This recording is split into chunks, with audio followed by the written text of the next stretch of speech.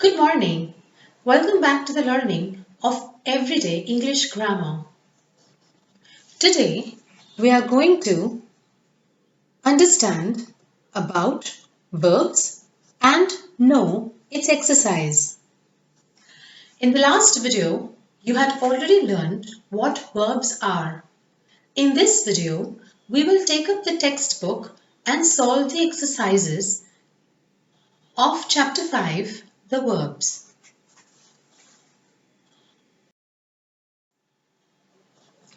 So, this is your everyday English grammar and composition book. You need to take out this book for solving the exercises of chapter 5, verbs.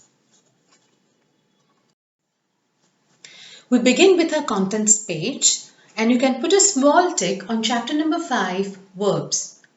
We need to know that we have already finished pronouns as well as verbs. To solve the exercises of this chapter, let's move on to page number 20. So now we are on page number 20, chapter 5, verbs. You need to take your pencil and scale with you. We are now going to underline the definition of verbs as well as the rules of verbs. Let's underline the definition of the verb. Verbs express action, being, and possession. We cannot form a sentence without a verb. Sometimes we use more than one word to form the verb in a sentence. First point, some verbs express actions. So words like go, sit, run, they express action done by an animal or a human. Point number 2, different forms of the verb be tell us what a person or a thing is. For example, the helping verbs is, are, am, was, were, being and being. Point number 3, different forms of the verb have, show possession or belonging. Point number 4, the verbs be, have and do can be used both as main verbs as well as helping verbs. I hope you remember the explanation in the past video about verbs. Verbs are of two types, helping verbs as well as main verbs. Sometimes the helping verbs also act as a main verb in a sentence. Verbs usually are also known as action words. You had to solve exercise A, complete each sentence choosing the correct verb from the strip. They had given you a proper strip in which they gave you verbs. You just had to fill in the blanks to solve the exercise. Number 1. There was a bathtub in the hotel room. Number 2. Where have you kept my cap? Number 3. Where are the keys to the house? Number 4. How do magicians perform their tricks? Number 5. Where does Shilpa live? Number 6. How many students have paid their fees? Number 7. Has Ruhi eaten all the cookies? Let's move on to page number 21. I hope you have solved these exercises. If you haven't, you can solve the exercises along with the video, but please make sure you use a pencil. Sentence number 8. Tara said, I was going to the market. There were too many buses on the road causing a traffic jam. I had to come back home. So these were the exercises and answers of exercise A. We now move on to the next topic of verbs, that is the subject and verb agreement. It is said that a subject should always agree with the verb and vice versa. Take your pencil and scale and let us underline the definition of subject-verb agreement. The subject and the verb in a sentence must agree in number. For example, a worm wriggles in water. A worm is singular, therefore we have used a singular verb that is wriggles. Worms wriggle in water. In this sentence, worms is plural. Therefore, the verb used is also plural, that is, wriggle. Let's underline the important points for subject-verb agreement. First point, if the subject in a sentence is singular, the verb should also be singular. Point number 2, if the subject in a sentence is plural, the verb should also be plural. And point number 3, with you and I, we always use a plural verb.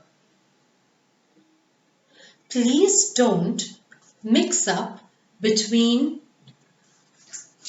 a verb with an S and a verb without an S. Singular and plural nouns are different. Verbs with S and without S are different. Whenever we have a singular noun, we do not add an S. But whenever we have a singular verb, we always add an S. Whenever we have a plural noun, we always add S. And whenever we have a plural verb, we do not add S. Let's solve exercise B.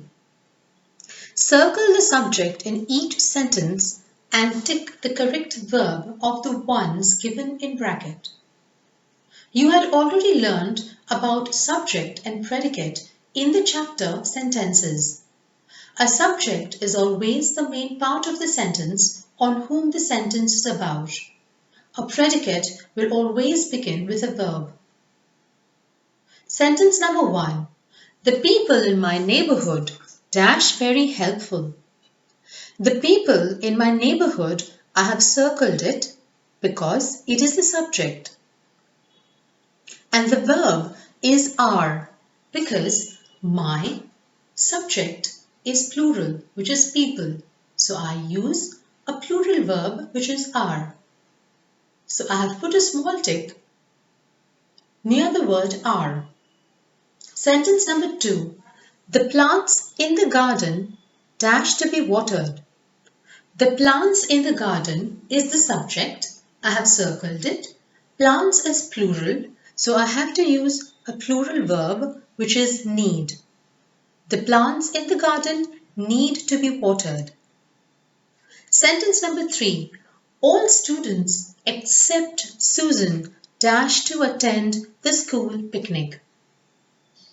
My subject is all students except Susan. All students is a plural subject. Therefore, my verb is also plural, which is plan. All students except Susan plan to attend the school picnic. Sentence number 4. Simran dash to travel to Africa. Simran is a subject and it is singular. Therefore, my verb is also singular. Simran wants to travel to Africa. Sentence number 5. This book by A.K. Ramanujan dash good stories. A.K. Ramanujan is the subject of our sentence. Therefore, my verb has to be singular.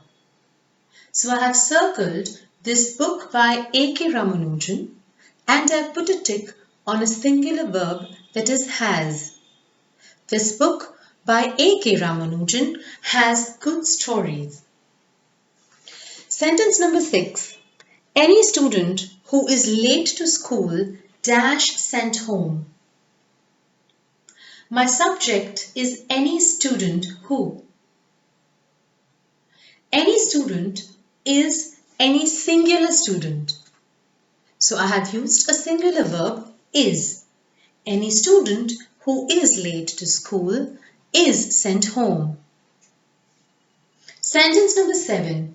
A few branches of the neem tree in my garden dash in the storm. A few branches of the neem tree in my garden is my subject, and I'm talking about a subject which is plural, that is branches. The branches is plural, therefore my verb is also going to be plural. A few branches of the neem tree in my garden have been broken in the storm. So this is your exercise B. I hope you have solved it. Those who have already solved the exercise, I hope you have already checked your work. Let's move on to page number 22. Page number 22 is about transitive and intransitive verbs. Verbs are of two types, transitive as well as intransitive. But in Form 5, we are not going to touch this topic. You will learn this topic in Form 6. Therefore, we will not solve the exercise C given in this page.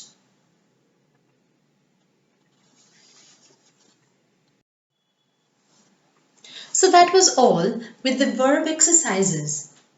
I hope you have already done your work and that your work is correct. If your work is correct, it will be easy for you to prepare for your forthcoming tests.